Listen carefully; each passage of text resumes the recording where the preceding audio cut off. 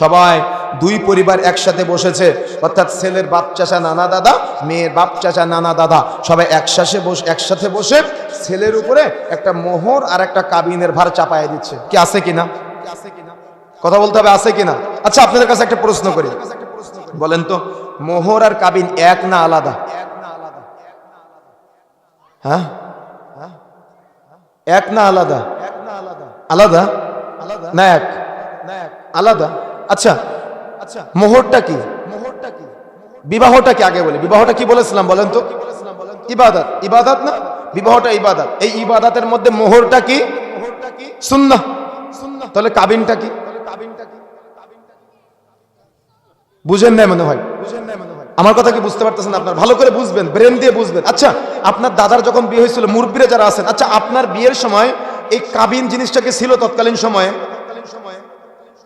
আমি একদিন ফরিদপুরে মাহফিলে যাচ্ছি, হঠাৎ করে একজন ফোন দিছে, বলতেছে যে আব্দুল্লাহ ভাই, আমি তো আপনার বিয়ের বক্তব্যটা শুনেছি, তো আমার শ্বশুর কি করেছে, আমার শ্বশুর আমার 1 লাখ টাকা কাবিন ছিল, মোহর ছিল বিয়েতে, তো সেটা পরিশোধ করে দিয়েছি। কিছুদিন পরে আমার শ্বশুর ওই 5 লাখ টাকা কাবিন করবে, তাই কাজী সাহেবের ডেকে নিয়ে এসে আগের কাবিন নামাটা বাদ দিয়ে আমাকে তালাক দেখায়, নতুন করে আবার কাবিন নামা লিখতেছে 5 লাখ টাকা করে। আমি বললাম কেন?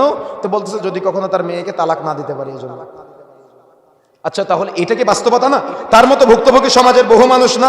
তার মানে মোহর 10,000 টাকা আর কাবিন 5 লাখ টাকায় ফাজলামি কোথায় পেয়েছেন আপনি? কে অনুমতি দিয়েছে আপনাকে? এটা একটা ইবাদত। এই ইবাদতের মধ্যে স্থান দিতে গেলে অবশ্যই রাসূলের অনুমোদন লাগবে। আর আজকে কাজী সাহেবরা এই 5 লাখ টাকা কাবিন করায় কেন? এরা আজকে যখন ছেলেটা বা মেয়ের বাবা একটু সরলতা দেখিয়ে যখন বলে 50,000 টাকা মোহর বা কাবিন, তখন কাজী সাহেব আবার বলে এই যুগে 50,000 টাকা চলে নাকি? কাজী সাহেবের জবাব দেওয়া লাগবে কি আমাদের মাঠে। আর এরা কেন এ কথা বলে জানেন? এই যত লাখ টাকা বাড়বে তত এখান থেকে একটা পার্সেন্টেজ তারা পাবে। আমার কথা বুঝতে পেরেছেন? এই কাজী সাহেবরা একটা পার্সেন্টেজ পায়।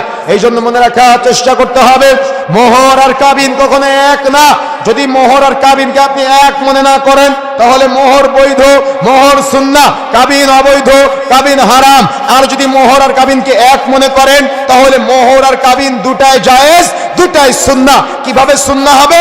1 লাখ টাকা মোহর, সেখান থেকে 10,000 টাকা নগদ, 90,000 টাকা বাকি। এই 90,000 টাকা বাকি যে মোহর আছে, এটা কাবিন নামায় লিখে রাখবে, এটা জায়েজ, এটা সুন্নাহ। কিন্তু যদি আপনি বিয়ে টিকানোর জন্য যে তালাকের পরে আমার মেয়েটাকে ছেলে, অর্থাৎ আমার মেয়েটা খাবে কি, যদি এই চিন্তা হয়, এটা হারাম, এটা চলবে না। কথা বুঝতে পারেন না মনে হয়?